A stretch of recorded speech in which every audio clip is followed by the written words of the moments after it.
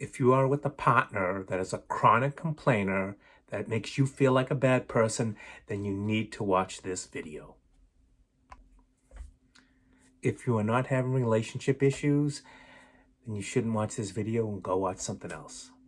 If you are with a partner that is a chronic complainer that complains about almost everything that you do and uses terms like always and never, then you should watch this video to get some help on what you can do. So relationship losing strategy number 3 is called unbridled self-expression. And what is this, Richie? This is the barf bag approach to intimacy. This is a partner who is constantly complaining about everything under the sun, and they don't know how to stop doing it, which makes you feel like a bad person, like the villain, which creates a low sense of self-worth, low self-esteem, and this overall feeling of being worthless. And when we're with somebody that is engaging in unbridled self-expression, you are most likely suffering with anxiety and depression.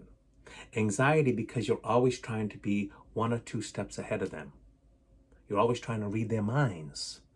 Oh, if I do this, and that constantly, you're not present, you're in the future, trying to make sure that you do it the right way. You become this perfectionist. But the sad part about it is, no matter how perfect, no matter how much you plan, you will never meet their expectations because their expectations are not reasonable. And it's not something one partner should do to another partner. That is not relational. And the second part of that is depression, because their complaining in their critical nature makes you feel like this, and like this. And after months and years of this, you become a shell of yourself. You lose your identity. You don't feel like you're worthy. And if you had any self-esteem to begin with, it's gone. And your identity is something of the past. You lose yourself in the relationship. And then you get to the point where you resent them and you may want to retaliate. And I sometimes see this happening with infidelities and affairs because they're not hearing you. They're not seeing you. And they're only criticizing you. And being the bad guy, bad person all the time is emotionally exhausting. So if you or your partner are engaging in any of these 5 behaviors, then you are suffering with unbridled self-expression in your relationship. Number 1, chronic complainer. They're always upset about something. How you did it, the way you did it, what you didn't do, what you did do. They're always moving. I like to talk to my clients. They're always moving the goalpost. Hey, I thought we were supposed to change the diaper this way. Oh, today it's a different way. And it's like they always have you guessing, and that anxiety is just that feeling inside of you that I'm walking on eggshells and waiting for them to be critical. And with this chronic complaining, you will hear this phrase is always never.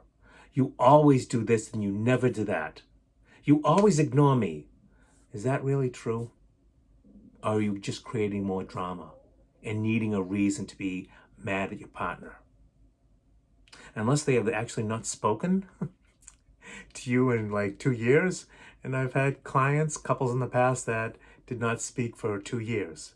So if that's the case, then we have to talk about that. You never take me out on a date.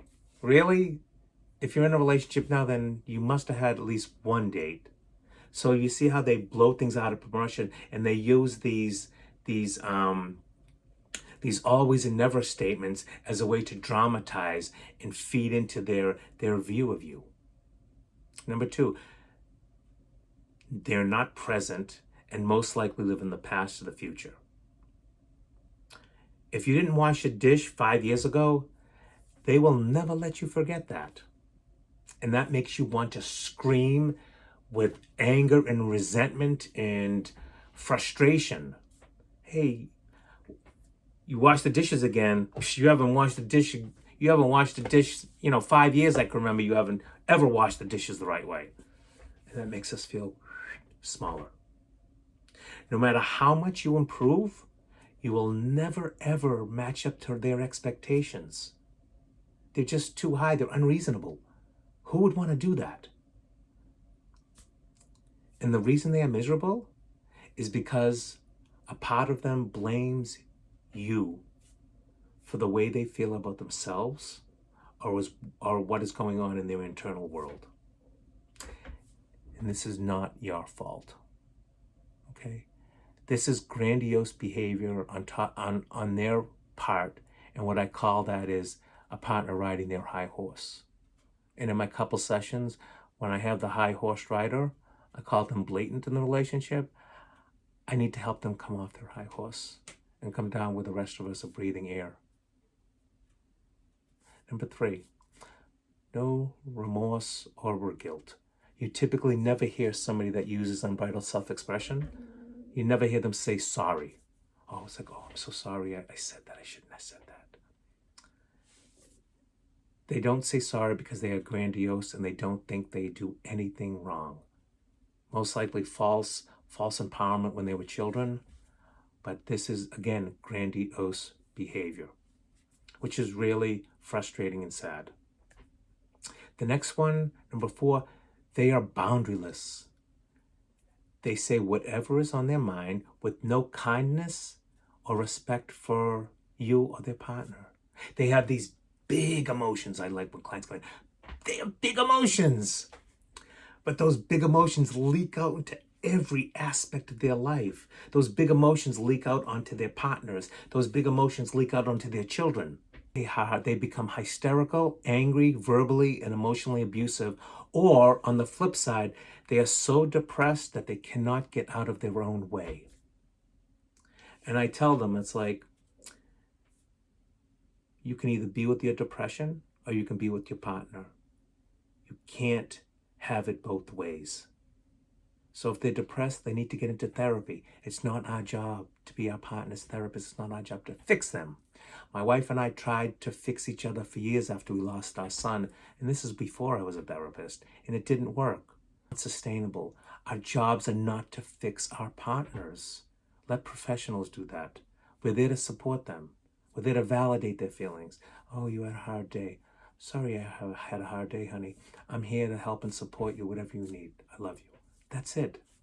They need to be able to manage their emotions and their feelings as an individual.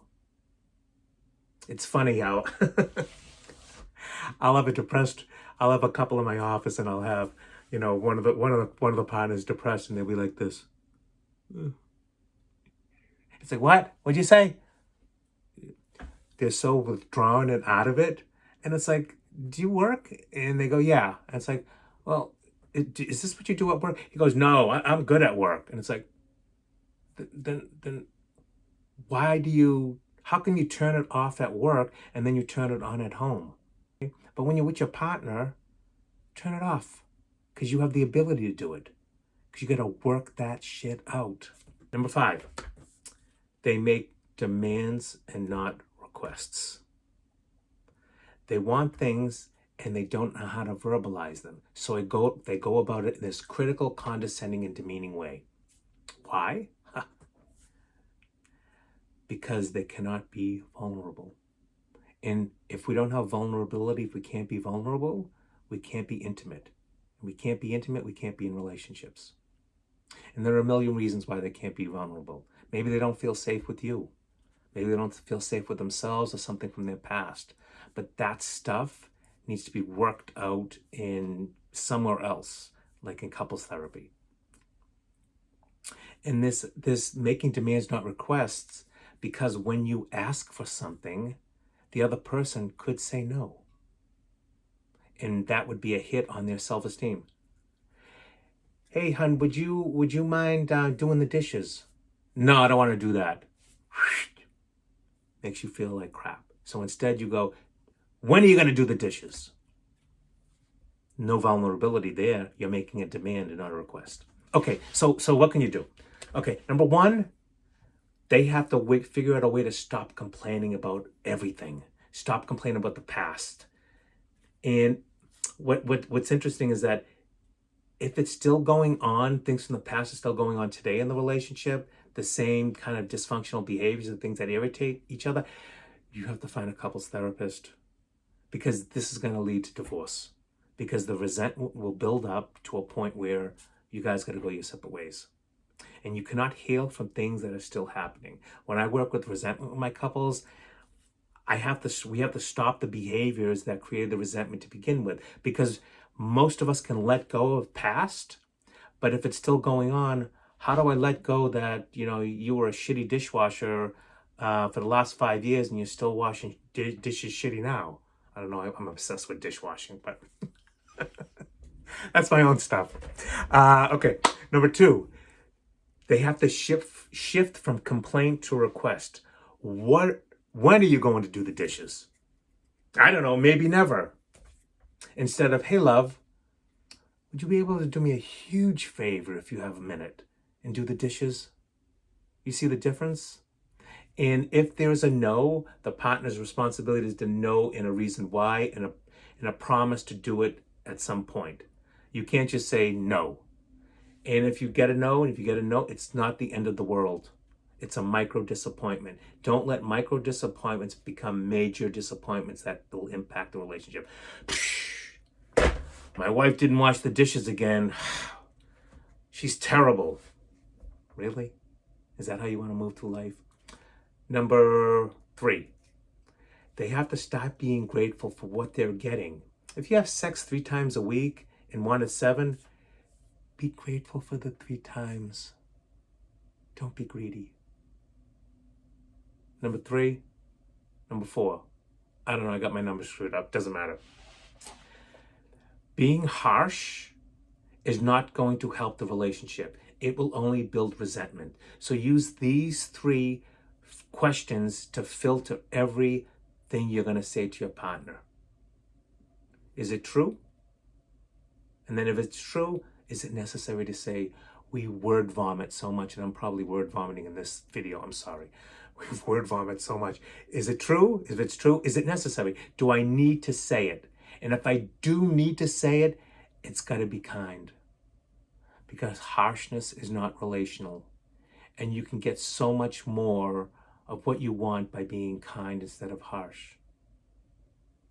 Whatever number is next, they have to get some help to develop personal boundaries, which keep their stuff from leaking out all over the place, to keep them from being boundaryless and just shedding their anxiety, their depression all over the place, and their rage, okay? Especially if you have kids, because the kids, that stuff that's going on inside of you, if you let your kids see it, they will start worrying about you. They will start holding emotional space for you, and that's what you don't want. You don't want your kids to do it. You don't want your partner to do it. Okay? It's all right to go to your partner and say, I had a horrible day at work today. Sorry that happened to you. I love you. Is there anything I can do? And that's it. Finally, if you are the one on the receiving end of a partner with unbridled self-expression, you have to stand up for yourself. You have to. You have no other option. Get a therapist, couples therapist, but you have to start standing up for yourself. You can't be constantly used as an emotional punching bag and always feeling like the bad guy, because what happens with that is that you will eventually start looking for love somewhere else. Start looking to be seen and heard and to be valued by somebody, valued and validated by somebody else. So it's simple. Hey, what you just said to me about the way I washed those dishes made me feel really sad inside. Anything else is not going to work. Being passive aggressive or yelling, we have knobs that we just tune out. But expressing a feeling and coming from the heart and actually telling your partner, that's what will land on them if they're not narcissistic. But then there's a whole video there that I may do. So that's it. I hope this video helped. If you have questions or you feel you agree or disagree with something here, please comment below, or whatever. Like the video so I can do more of these, and it gives me It gives me energy to do more. And if you want to subscribe to the channel to get more of this content, please subscribe. Bye.